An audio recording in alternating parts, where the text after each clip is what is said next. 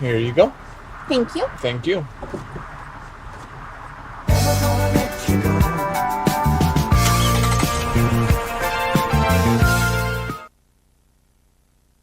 The views and opinions expressed by the individuals in the following program do not necessarily reflect those of Meta4 Creative Media, its parent, or its affiliates.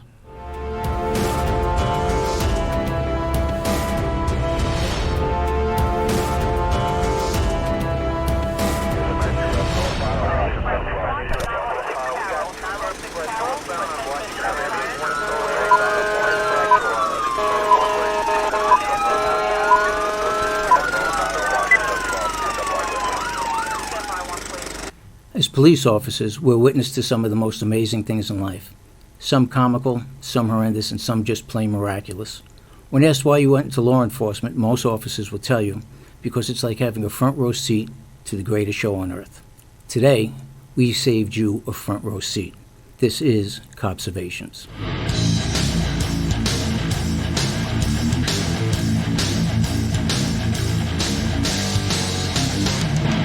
From Broadcast Beat Studios in Oakland Park, Florida, Meta4 Creative Media presents a show that gives you a personal glimpse of what law enforcement officers see and do in their typical and not so typical day of work.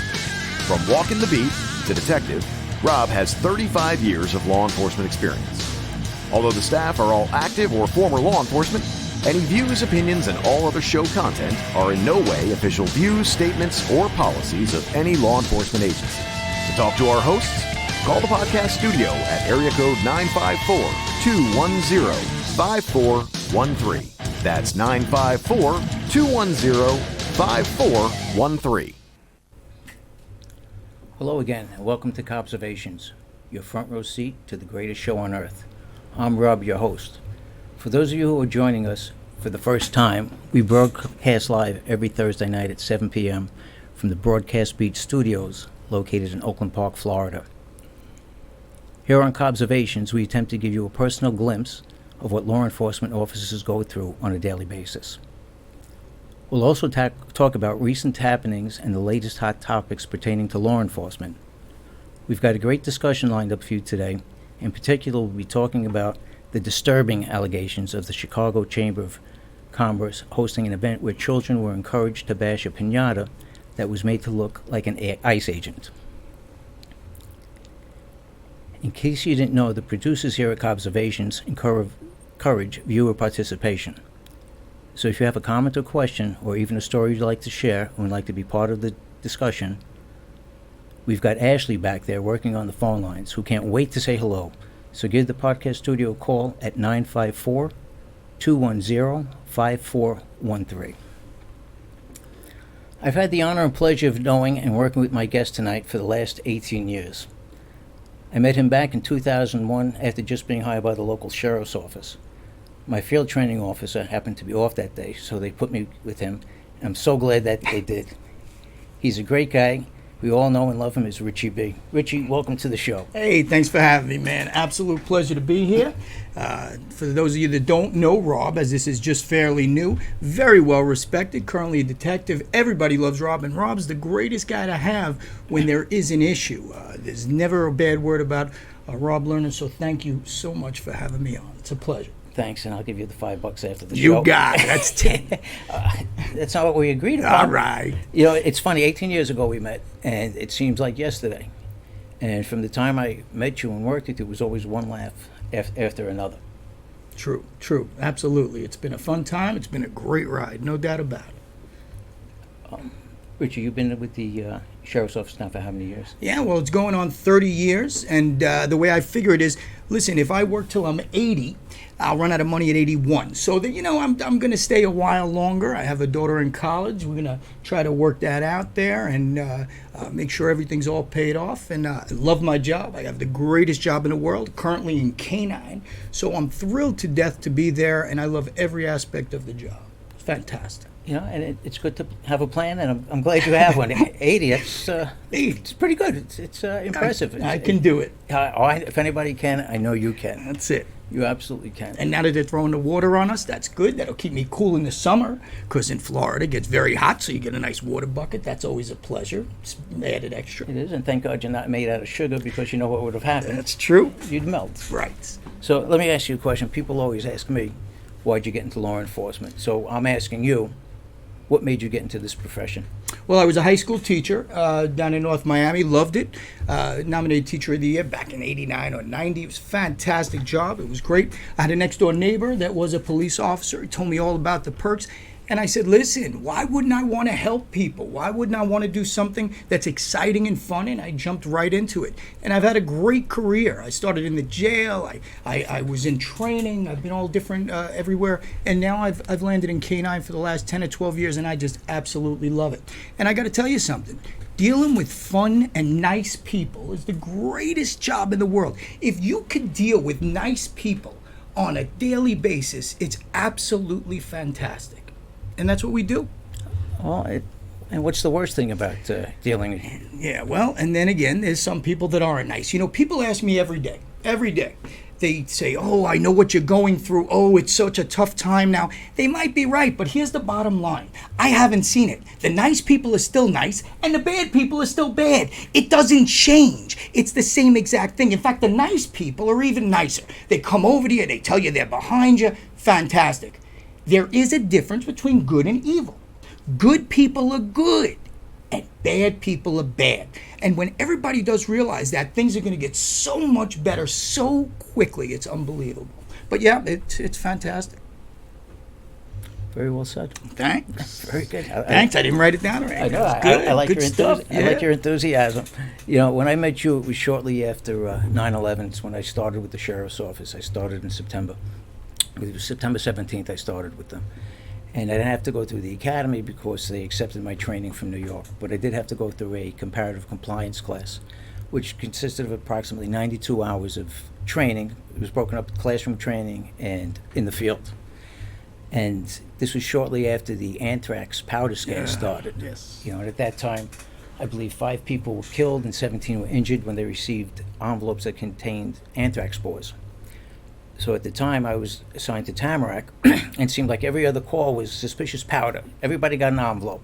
If they received mail from somebody they didn't know, it's suspicious, and we had to go check it out.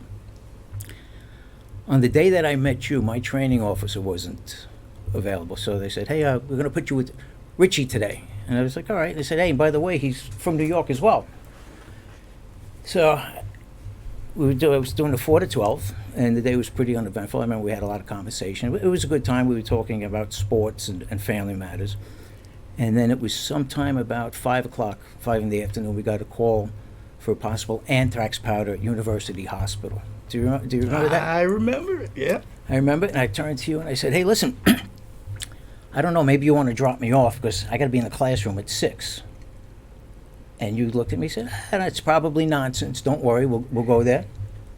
And we'll be out of there in 2 minutes if it's nothing. And if it's something, I'll have somebody come pick you up. Okay, the thing you're not saying that you're not telling everybody is that we used to get anthrax calls every day. In fact, the day before, because he's going to tell you what I did. I was a moron. I saw the white powder. I kicked it over. I said, let's get the hell out of here. And then the next thing you know, they're coming in with the suits, the spaceman suits. I said, for God's sakes, what did we do? And we almost had to get naked. It was miserable. I can't even imagine it naked outside with the cameras were all over the place. Oh, mortifying. But here's the thing. But here's the thing you don't know. The thing you don't know is the day before, I got called to a house for white powder. I looked at the white powder. I said, that's white powder. Oh, God, maybe this is real. And they had a Dunkin' Donuts box. A Dunkin' Donuts box sitting right there. I looked at it. The powdered donut crap was all over the place. For God's sakes. We were getting it every day. But that was torture. All right, now back to my story. Yeah, I apologize. Yes, because I never admitted it. I want to tell it the way it really happened.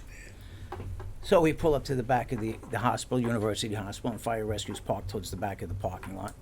And you looked at me and said, all right, you wait in the car. I'll be right out. And I said, no, we're partners. Partners going together. True. If you're going in, I'm going in. The only time we separate and you're going by yourself is if, hey, one of us has to go to the bathroom. And we went in and we made contact with the nurse who informed us that there was a woman in isolation.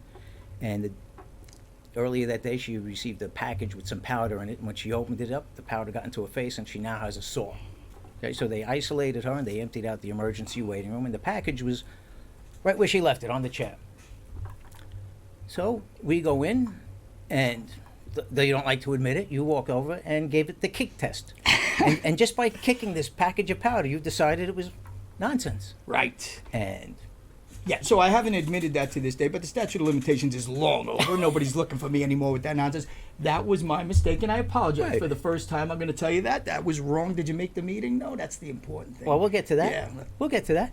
So now we're about to leave the emergency room, and as we're walking at the back, I find out why they were staging, because it was the hazardous material unit. Yes. And they're now standing there in full regalia with the suits and the helmets and the gloves, and they tell us you can't leave.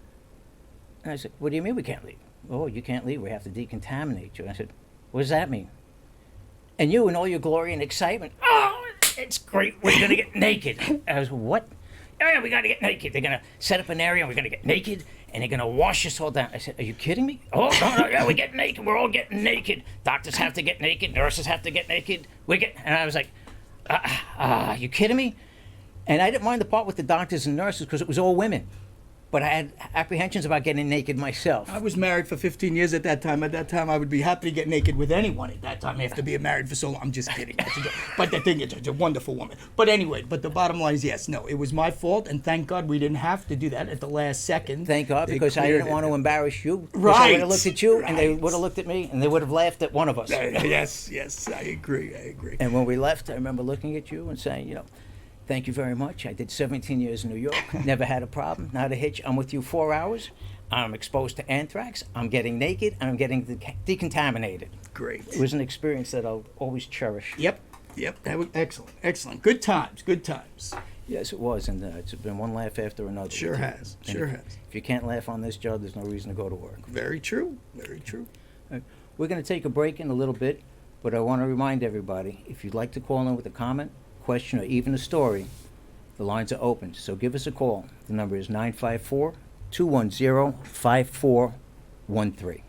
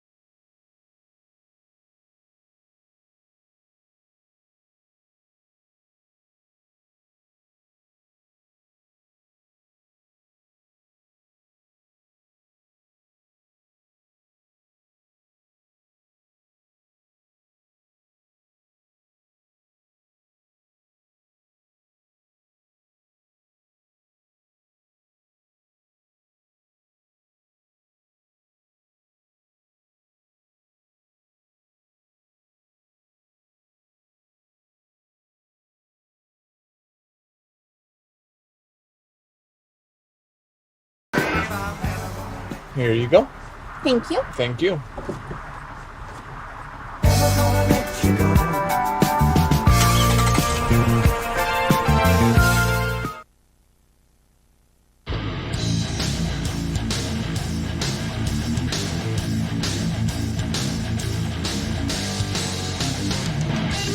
To talk to our hosts, call the podcast studio at area code 954-210-5413. That's 954-210-5413.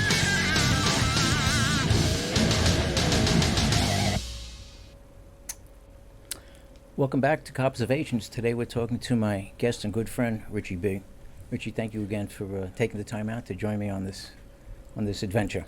Yeah, absolute pleasure. Just one thing very quickly, and then we'll go to whatever you have to go to. He's a very modest guy, so he's not going to talk about it, but he actually wrote a fantastic book, and the book's name is Copservations. In fact, this is an offshoot of his book, and that's due out in 2020. And I was lucky enough to get an advance copy of that book, and let me tell you something, fantastic. If anyone anyone really wants to know the inner workings of what goes on in the police department and what you can do, actually even has a thing in there, how to get out of tickets. It's just absolutely funny, and it's fantastic. So seriously, I loved it. I read it in literally 2 days. That's how great it was. So thanks for that copy. I appreciate it. You're very welcome, and I'll give you the $10 after the That's show. now it's up to 15. Inflation. All right, and I believe we have a caller on the line. Our first caller Beautiful. for the evening, and let's give it a shot. Hello, you're on the air. Observations. Hello, this is Simon. I see you wearing the Trump shirt. Do the police like Trump?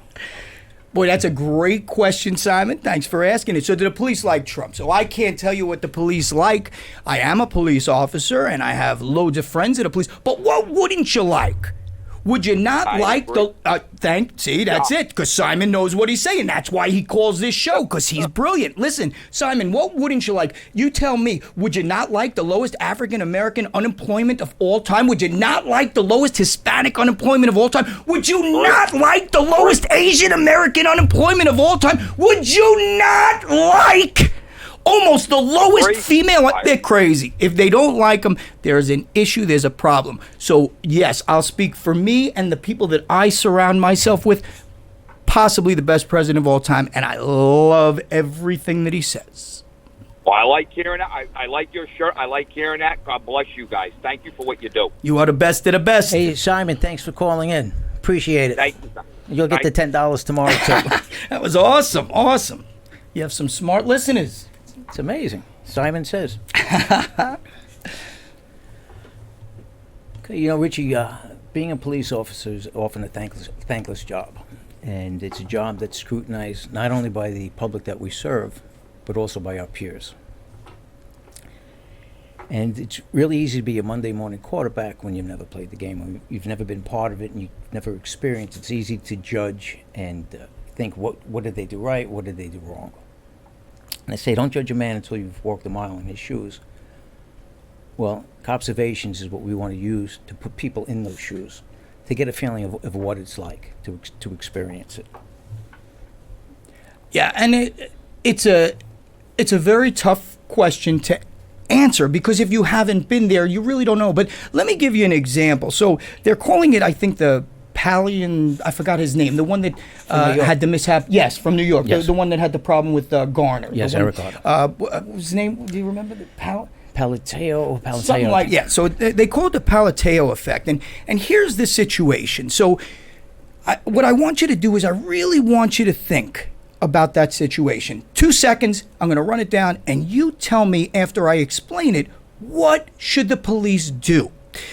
So you get a report that somebody's selling stuff in front of just loose cigarettes. Nothing, they say. It was nothing. He's selling it in front of a supermarket type of store, and they called with a complaint. The deputy goes down there and he says, hey, man, do me a favor, stop selling those cigarettes. And he says, hell no. Now, he wasn't 5'2" and 120 pounds. That was a big man, and it's very unfortunate that he passed away. It's horrible. But here's the thing. If he had just complied, Absolutely. if he just complied. In fact, all of these things that have happened over the last several years is if they would have just complied. Yesterday, you had a Democratic nonsense going on where they actually were calling for his firing, even though he was exonerated. It was today. sickening. It was sickening to listen to. Disgusting, disgraceful. I mean, it's absolutely, and it goes back to what I was saying before.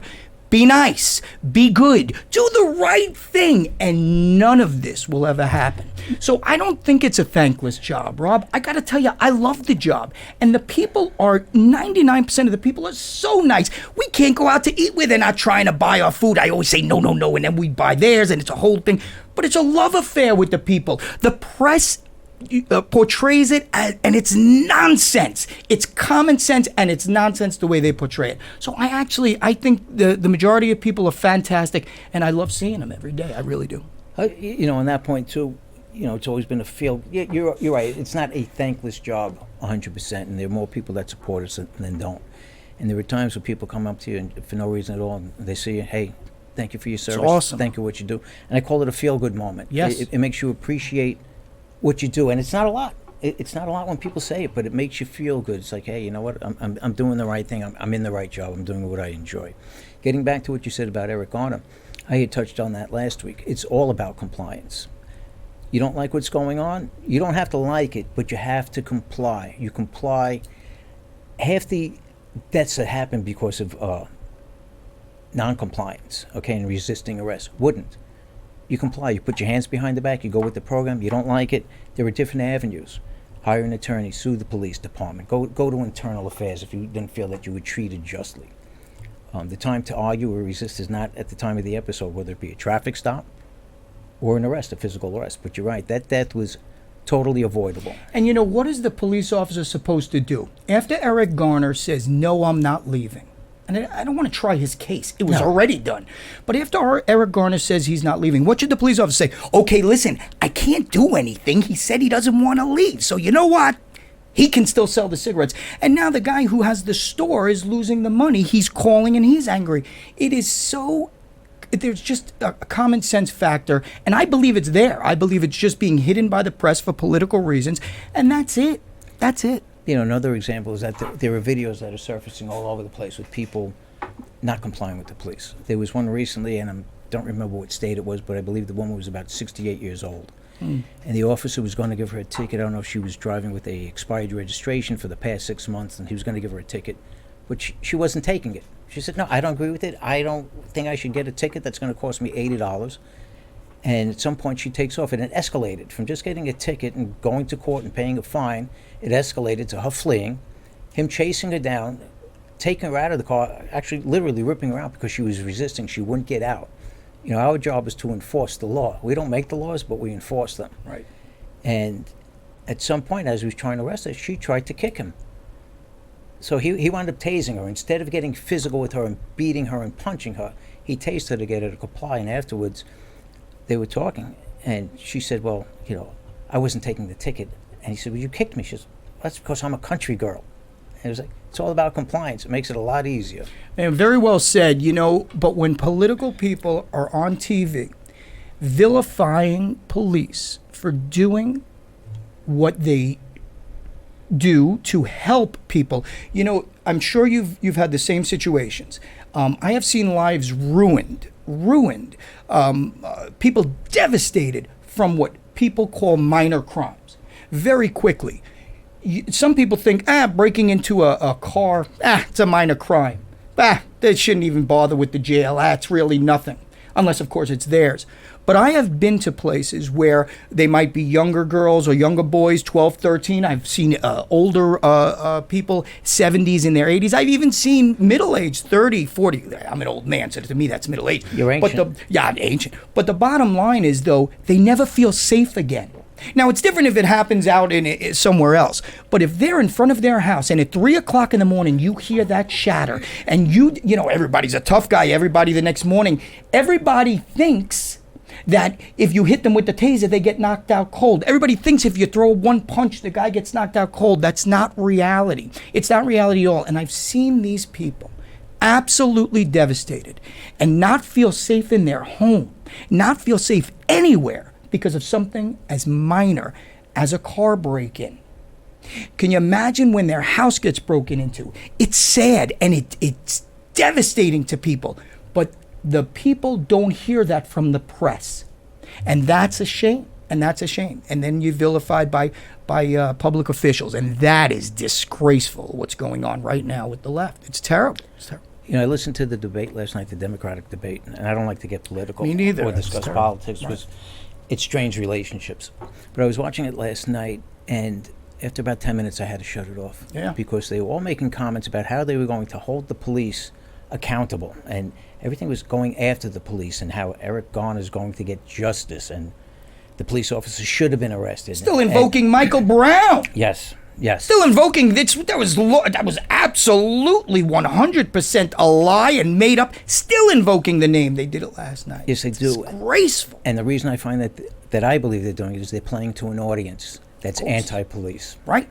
Okay, and that's what they're playing to, an anti-police audience, hoping, hey, this is going to garner me votes because I'm going to go after those officers. Even though they did nothing wrong, I'm going to hold them responsible for something. Yeah, no, I'm with you 100%. It's terrible. there are times in our profession that you have to make a split-second decision, and that decision can make the difference between life and death. Ours or somebody else's. And prior to making that decision, if it's pulling a trigger, we have to go through a mental checklist through our minds. Am I justified? If I shoot and I miss, is there anybody else in harm's way? Is that a real weapon? And we've all heard the stories, and it's been in the news countless times over the years, different states. Nobody's immune to it. Is it a real weapon? And I remember back in New York years ago, there was an ingenious perp that painted a MAC-10 submachine gun green to make it look like a toy. Right. So now when that's pointed at you, the sad thing with that is if you hesitate for 1 second too long, you might not be going home at the end of the day. Right, and it's and again, let's go right back to it, Rob. It's common sense. You're not painting a gun green to make it look like a toy. You're not doing any of this. It's just common sense. You don't do that, right? So how does the police officer know? They don't. Let me just tell you one quick story, very troubling to me personally. I was in the gun store. I needed to grab a gun, so I bought a gun. And while I was in there, a fantastic couple. This is not an older couple, so it's not somebody that they seem, middle-aged, and they were looking at the guns, and they look at me and they say to me, I was in uniform, and they said to me, hey, what do you think is the best defense for my wife? That's what he said. They were together. And I said, I was going to defer to the person who was selling the guns. They know a lot more about guns than I do, so I was going to defer. And he said, I don't think we're ready for a gun. He said, what about these? And they were tasers. And I looked at it, and they were looking at a cattle prod, huge taser, this big. I said, I don't want to tell them what's right and what's wrong, but I said, they're going to take that away from her, and they're going to use it on her. And he said, in his mind, and this is from watching movies and watching TV and listening to the nonsense on the news, they all think that if you hit somebody with a taser, they're out cold, you got to put the water on them, you got to do the smelling salts, when in reality, none of that is true. It's just so silly. In fact, a handheld taser will get the perp much angrier. That's all it'll do. It's just so silly. And there's only one on the market that you could shoot, and that you drop and you run. It's so scary to me, the misinformation. Let me put you on timeout for a second. We've got a caller that's been out here patiently waiting. Sorry. Camille, and I don't want her to wait too long. I don't want to lose her. Great. Hello, Camille. You're on Conservations. Camille?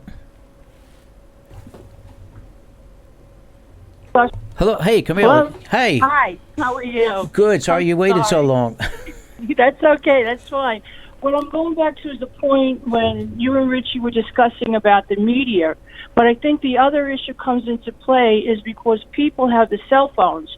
So what they do now, they edit what they send in to the media. They edit everything. So they're only going to see, you're not going to see what happened before. You're only going to see the middle and possibly to the end. You're going to see where the escalation is, but not what caused the escalation at that time. And the problem is it's giving that dim view of, the police at that point. Yeah. It's hard. It's a really hard situation. And also I guess because when you see what's going on in the city of New York, you could tell I'm a New Yorker. I thought it was I thought it was Texas. Yeah, that accent, right? Even though I live in Delaware, but they don't back up the police anymore. There's no backup. There's no respect anymore given. So how are the public, supposed to respect the police department or the fighter, any first responder, when there's none given from the majors, the big shots? She's right. Yeah. That becomes another, it's like a parent teaching a child. If I'm telling my kid, don't do this, smoking's not good for you, but I have a cigarette in my mouth, well, what do you think the kid's going to do and look at me? Yeah, you're absolutely right. Absolutely. It all starts at home. It all starts at home. That's what it's learned. It does. But now, for us, it's starting with the politicians. They're causing a lot of issues. They're picking on certain little hot buttons, and they're not helping the situation. They're only escalating it. No, you're absolutely right. And people are they're falling into it. They're, just going along with, oh yeah, he's right. Oh yeah, this is what's going on. So it's just, I think it's, aside from the media, it's a combination of things. Media doesn't help, but it's a lot of things going on. It's like anything else. Anything negative is immediately portrayed in the news, where a lot of the good things that happen every day are not. It's because it's the negative things that sell news and get people to read the stories, and that's part of the problem. Yeah, because it's a biased situation. They're not going to show really when a police officer, like I watched Live PD, that he was fooling around with kids, dancing with them. He was a white cop. There were African American children, and he was dancing, and just to make them not be afraid of him, to show encouragement. Sure. But they're not going to show that in the regular media. They're not going to show all the different things that go on, all the positives, and that's another issue. Just real quick, just to touch on that, because you mentioned the videos. I have a cousin who lives in New York, and there are videos going on now with these cops dancing, doing some type of cowboy dance. And she sent me a request, say, hey, listen, I know you can do this, and it's just never going to happen. I can't dance. No, So- but the sad part is, as a police officer, you have to now become entertainment for them to maybe respect you or to listen. And at one time, I'm 58 years old. That wasn't the way. We grew up respecting cops. Absolutely. Yep. Yes, sir, no, sir, not anymore. No. Nope. We had that discussion. So it's really, but, I applaud anyone who was a first responder, like you, like Richie, and anyone else, because it's getting harder and harder. Yes, It's a really, really tough field to be in. And I'm glad Richie still has rose-colored glasses in his field. I'm becoming cynical over it. Listen, I love it. I love every minute of it. Thank you so much for the call, Camille. You are the best of the best. Another great Rob Lerner listener. Fantastic. Thanks, Camille. You have a great night. Thanks for calling. Thank you. You too. Take care. Bye-bye. Hang on, Rich. The phone lines are burning up.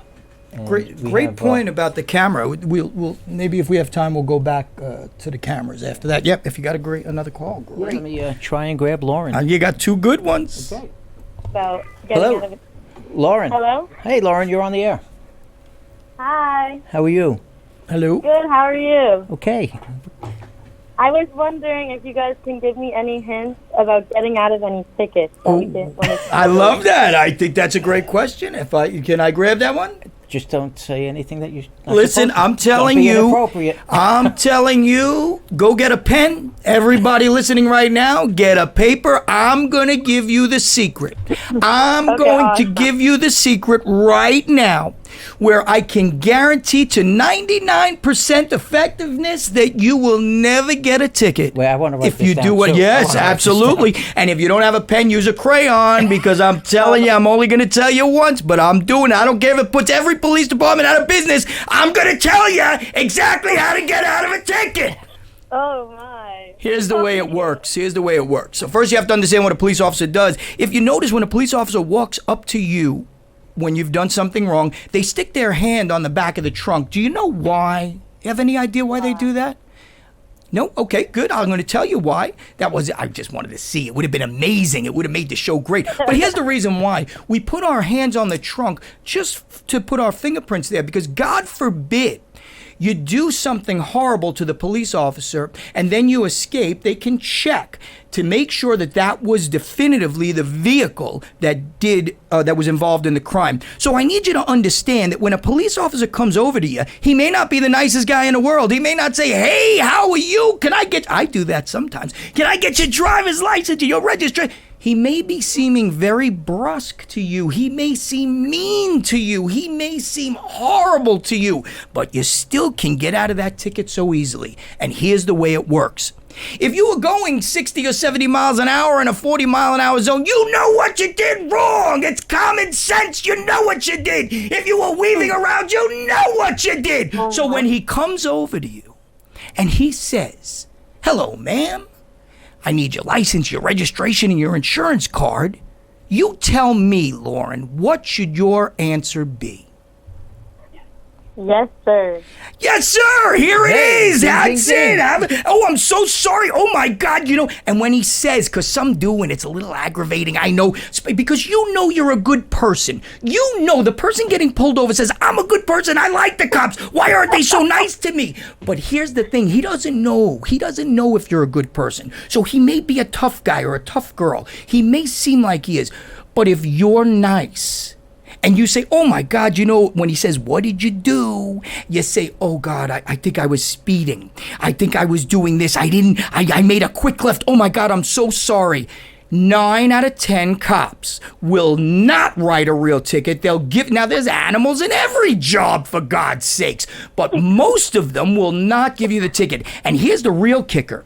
If you have a clean license, you've never gotten a ticket, and you use exactly what I said, very few will give you a ticket.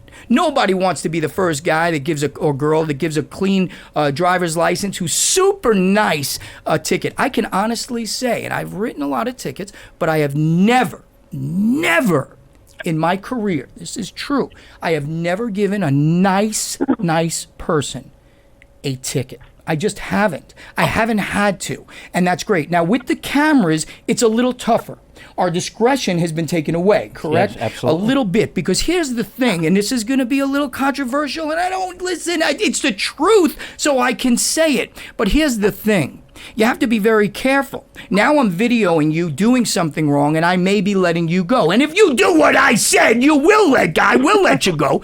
But here's the thing. I have to make sure that I do that evenly. I know it's stupid, because let me tell you something. I've been with cops for 30 years, and not one has ever said, hey, let's go get the Jewish person today. Let's go get the black person. Hey, I got to get myself an Asian guy. It just doesn't happen. It's make-believe nonsense. Has that happened to you? No, Of never, course, never. you just want to pull your hair up. So it just, none of that happens. None of that's real. If you're nice and you have a clean record and you do the right thing, 9 times out of 10, the cop's not there to hurt you. They're there to help you. They want you to be happy. They want you to be safe. In fact, most of the time, we're there giving tickets because people have complained about speeding, or people have complained about people in the area doing the wrong thing. So that's why we're there. It's for you. It's for the people. It has nothing to do with anything else in any way. Is that a good answer? That's a good answer. Hey, listen, Lauren, and if Richie's advice doesn't work, you call the show back. I will give you his address, and you can send the ticket to him, and he'll pay it for you. I'll pay it. I'll do that for sure. Sounds good. Trust Thanks. me, I will. All right, great. Awesome. Thank you for calling. All right. Thank you. Take care. Boy, you got some great callers, bro. I got to tell you, there's some smart people that listen to this show. This is nice. I love this. That went very well. Good Richard. for you, man. Oh, good for you. So, anyhow, where were we? Well, I know we were talking about the decisions. I said, we have to go to that mental checklist and all that with the perpetrators. Unfortunately, when we do make that decision, it was based upon that perception right there at that single second where we had to act. And unfortunately, once it's done, the powers that be of the general public can sit back in the safety of their own homes or their offices and Monday morning quarterback that decision to death. And that's a sad thing too. Sure, and we say that the civilian people do it, non-police officers, but don't police officers do it too? All the time. We go to an in-service class, and by the way, training is great, and our department is phenomenal. Love every minute of being there, and I don't have anything negative to say. Very few people can go to a job every day where they don't have something negative to say. I don't. I love my job. I love the people I work with. But sometimes in training, we do the same exact thing, right? We do the Monday morning quarterback. They show us the video of the police officer that may have gotten hurt. And most of us sit there and we're very angry, because we don't know what happened exactly during that situation. Only the guys that were there know. And that, I think it was Camille. Yes. Camille brought up a phenomenal point with the video cameras. We're seeing 1/10 of the story. Right. And, for the people that have never been in a situation, and I'm not talking about life and death. I'm not talking about, I'm talking about if you've never been in an altercation, a real fight. I'm not talking about your jiu-jitsu on Thursday morning and your boxing class on Saturday, and I'm sure you're a great boxer and a great jiu-jitsu guy. But what I'm talking about is a real situation where you could get very, very hurt or killed in a situation. If you've never been in that situation, and then you Monday morning quarterback, it's awful. When I hear all the time, oh, the handcuffs were on, how did he hit him? In the excitement is a horrible word. In the misery and the filth and the total exhaustion and the fear, and there is fear. And if you're not afraid, there's something wrong. Yeah, right, there's something wrong with you. During all of that, like you just said, have to make a split second decision. If the cuffs go on and you're still doing your thing, oh, for God's sakes, once again, common sense. Knock it off. Stop acting like an animal, and you won't be treated in a bad way. Very good. Good. You know, I have to go back because it reminds me of a story when you mentioned boxing, okay? And I know a lot about your past and your boxing prowess. And you had told me a story, and it was during my interviews with you when we were doing the book, the Copservations book, and you were in detention. And there was if I remember, there was an inmate that was just not going along with the rules and very combative. And I don't remember all the facts, but would you mind telling that story? Because it was a pretty funny story. Thanks for bringing up the horror that. And by the way, the guys that I were with, they're no longer here, so that's fine. They both have retired, as has everybody just about our age. You're going till you're 80, so don't worry about it. It's a shame, but I love my job. So yes, real quick, there was an inmate in the jail, and somehow he got out of his cell, and me and two guys went in there, and I thought I was a tough guy, and I'll tell you, you learn a lot. In the jail. The jail is a fantastic experience. I wouldn't trade it for anything. I still stay in touch with a lot of those guys. Just an amazing group of guys in there, and girls, of course, and it's just a fantastic place to work. But we had a crazy guy, Signal 20. He was just absolutely on every med ever, and somehow he was able to force the cell open. So I thought I was a tough guy, went in there with two other tough guys, and we did our thing, and the next thing I know, I had no choice whatsoever, and I hit him, and I have some experience, and I hit him good. And he looked at me, he laughed, and he said, "Good day for me, good day for me." And the other guy, and it was a long day, and it was a tough situation. So you do learn a lot. You learn humility on the street and in corrections as well. And sometimes you got to know when to back away. You sure do. You know, we're definitely getting a little off topic. And how does that happen? Well, when I'm with you, it's True. A lot of fun. I'm having a great time. Just a good time. You know, I've often said that garbage men, police officers are like the garbage men of society. We clean up other people's messes. And a lot of times people think we're not as intelligent as they think we're stupid. But they expect us to know everything. And on the occasions where we're asked questions and we don't know the answer, a lot of times, I've heard it in the past, but you're a police officer. You know, we're supposed to know these things. On the other hand, a lot of times the answers that we give these people, they don't like. You know, it's the wrong answer. Or it's, you know, what do you do? Yep, no, that's very true. You're expected to know everything, and I know very little. In fact, I could say I don't know anything, but you are expected to be an expert. There's two things as a police officer. You have to know everything, you have to be everything, and you have a great pension. Those are the two things that you hear all the time as a police officer. And just very quickly about that, you know, again, I'm half a moron. I have a college degree. I was a teacher, but I really am. So when you ask me something, you know, keep going, because I'm probably not going to give you the right answer, but I'll do it the best I can.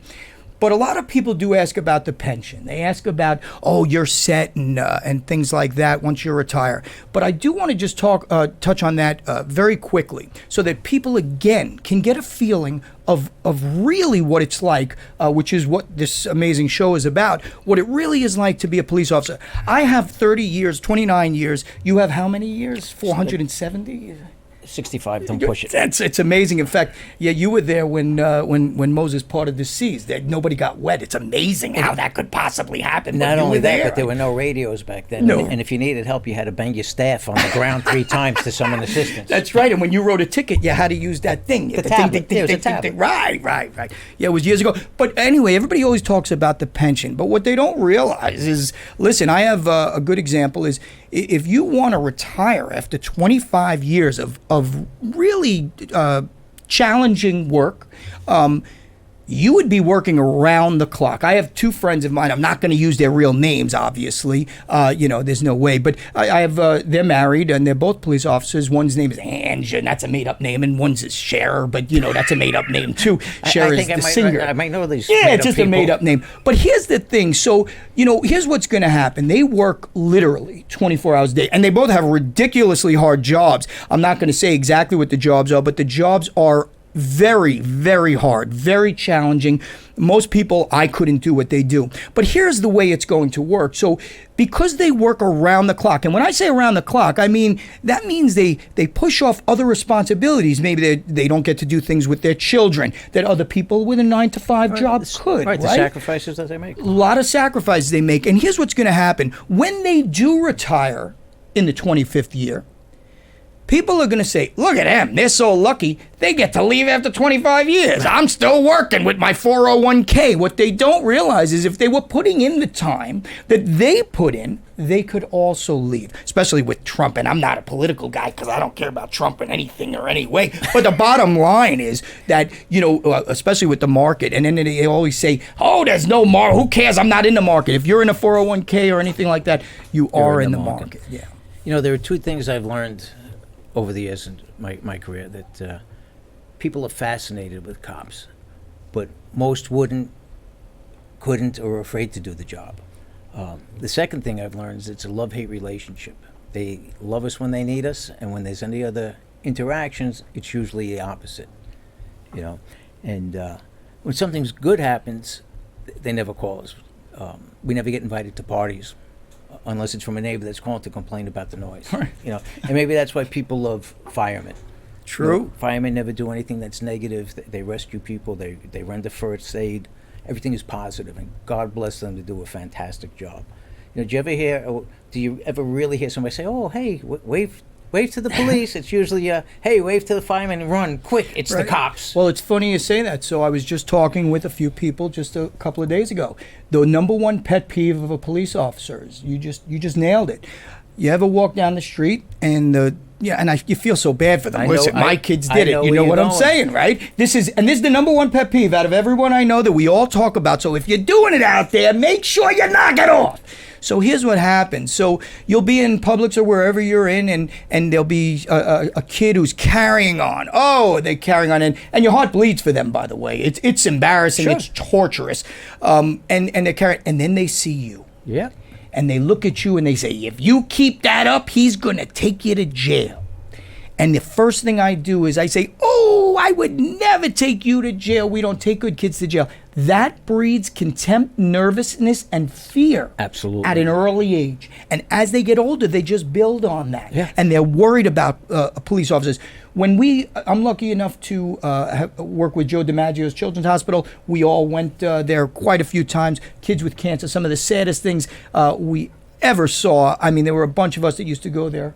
Let me interrupt you for a second, because there's a caller on the air who I had the this might be the first band. No, this should be a good one. Oh, good. But hang on 1 second. Let's see what this is. Hello, caller. You're on the air with Copservations. Yes, I noticed the phone number is 954, and I believe that's a Florida number. I researched I googled the area code. Is this in Broward County, Fort Lauderdale area? Yes, it would be. Okay, and this is open for any topic of discussion? Yes, should be. Relating to police work? Yes. Okay, I have a question. I've been reading some articles.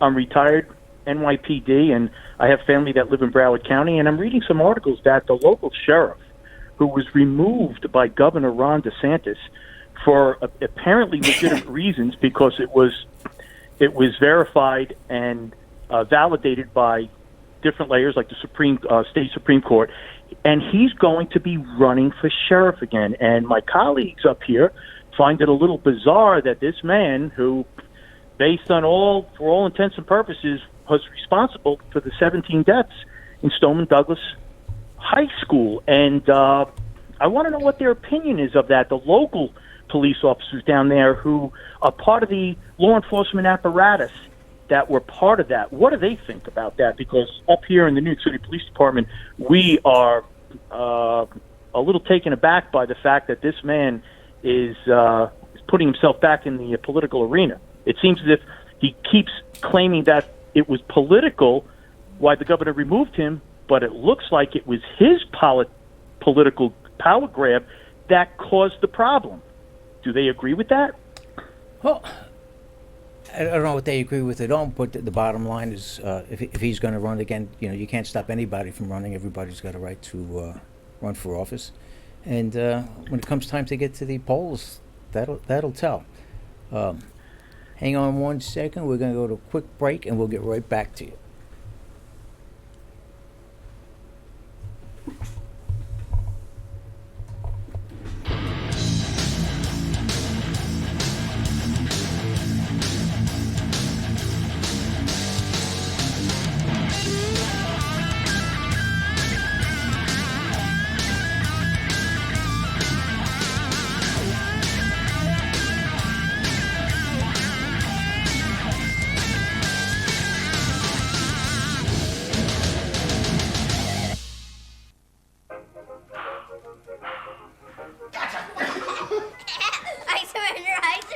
All right, pal. Get ready for the day, buddy. Hey, Dad. Hey, Dad. Do we have a gun? What's that? Do we have a gun? Why do you ask that, kiddo? Can I play with it? No, absolutely not. It's not a toy. You know that. Do I? I bet it looks like one. Yeah, well, it's not. Anyway, I need it to protect you, your sister and Mom. From what? From bad guys, like on TV. But what about the 8 kids who get shot every day by mistake? Their daddies probably thought they were safe too. Where'd you hear that? TV. Yeah, well, maybe we don't believe everything we hear on TV. Where do you keep it? It's hidden. I bet it's on the top shelf of the closet, under your sweatshirts. Is it loaded? It's not. I keep the In bullets. the boots with the red laces, and the chest beside the bed? I haven't found them yet, but I'm sure I can. You always told me to be curious. Remember when I found my Christmas gift? I'm a good climber, you know. No, that's not what I meant. Look, I need to be ready if someone breaks in. What about when it's just me and Mom? You taught me to be brave. I could use the gun to protect her. No, Justin, I promise. I'll teach you how to handle a gun when you're old enough. And what if I don't make it to old enough? I could get bullied and decide it's too much for me. It would be so easy with our gun. Our gun? No, buddy. My gun. But it is our gun. In our home. Happens all the time. I'll make sure that doesn't happen. I'm always here for you. But Dad, you're not always here. Today, with seasonal temperatures, we should reach our normal high of about 82 degrees by this afternoon. Clear skies tonight with a low near 70. Increasing cloudiness tomorrow, sticky and humid with a high of 36. With the winds up to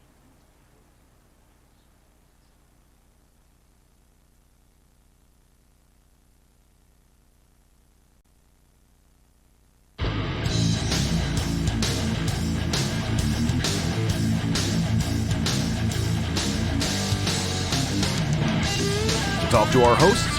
Call the podcast studio at area code 954-210-5413. That's 954-210-5413.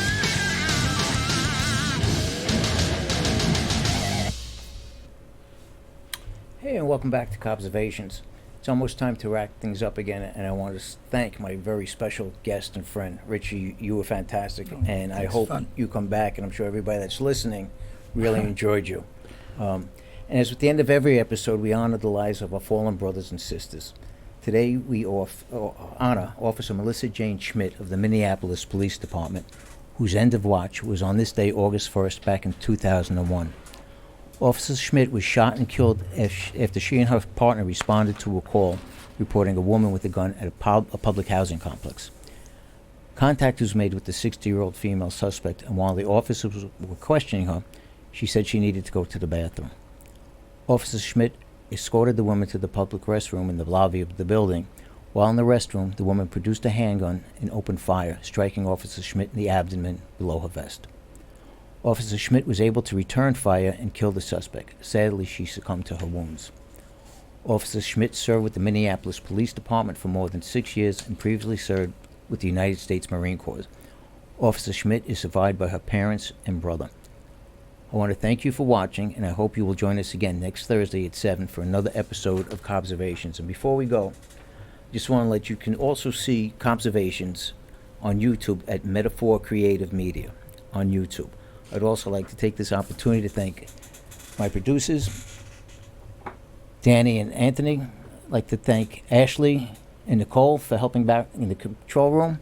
Richie, I want to thank you again. I want to give a shout out to my daughter, Danielle, my wife, Tony, my boys, Michael, Chris, Charlie, Lisa, all my grandchildren.